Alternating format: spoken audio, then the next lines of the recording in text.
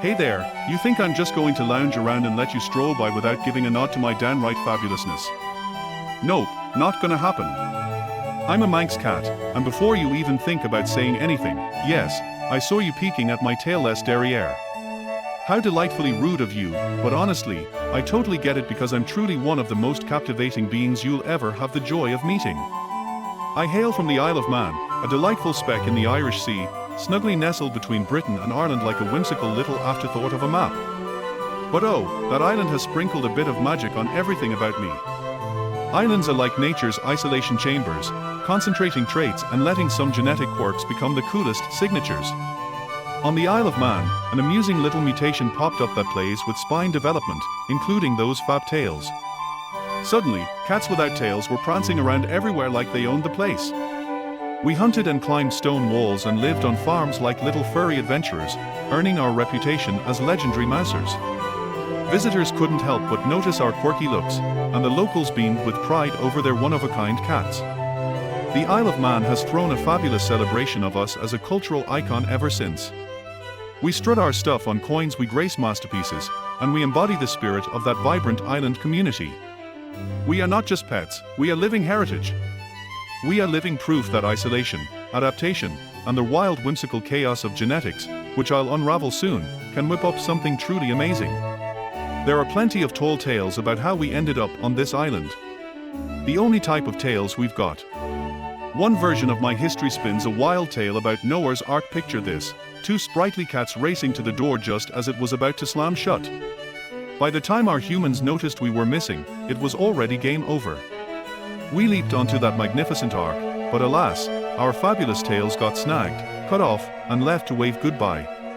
Another explanation claims that in 1858 the Spanish Armada scattered itself across the Irish Sea, ships splintering, cannons sinking, sailors discovering panic. Oh, what a scene! Somewhere in that whirlpool of chaos, so the story goes, were clever little cats who had the smarts to abandon ship. Those furry adventurers who made it to the Isle of Man shook off the seawater, took a good look at their new digs, and decided to stay. Sensible choice indeed. By the early 19th century, sailors and travelers were spinning tales about fabulous felines like me. By the mid-18th century, we were whisked away from our cozy island homes as delightful curiosities. This was definitely not our plan.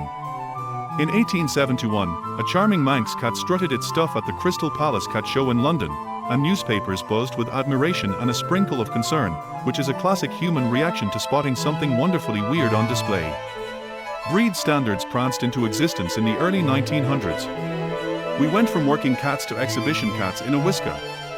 Some of us are tailless wonders, what the cool humans call rumpies, and then there are the cheeky short tails known as stumpies. It's a wild tail party ranging from no tail at all to those adorable little stumps, and let's not forget about those dapper shortened tails. So let's dive into the quirky world of genetics. The scoop is simple. The magical instruction that makes our tails short is the star of the show. One copy gives you a Manx wonder, two copies, well that's just overkill, and nature says no way kittens, not today. Sometimes something delightful, like a charming little tail, shines brightest when it comes from just one parent. Breeders understand this. A sprinkle of uniqueness can create pure magic. Now I live with humans, which is where history takes a wild deity into a sci-fi adventure. They think they own me, but oh, what a funny little mix-up that is. I let them keep thinking they're the bosses because they spoil me with tasty treats, cozy blankets, and some seriously plush furniture. Sometimes they pull me into their zany Halloween costume shenanigans, and I can hardly keep my cool, but you know what? I adore those quirky folks anyway. They cater to my every whim, and in exchange, I serve up a delightful mix of entertainment and wild science experiments. When I send objects plummeting from surfaces, I'm not being naughty, I'm conducting a thrilling gravity test.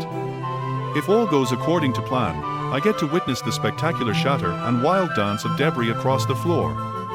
Living with a Manx is like embarking on a wild adventure filled with delightful truths. No tail. No problem. I'm a master at balancing and leaping through the air with flair and landing like a feather. Humans are constantly wowed by my acrobatics. The only real peril I encounter is their over-the-top excitement, especially when it comes to dressing me up in silly costumes. If you loved this fun tidbit about history, mythology, and the fine art of cohabiting with a legendary creature, then stick around for more. There will be more stories about cats, humans, and the long record of events. If you enjoyed this video, you can like and subscribe for more posts, because cats rule.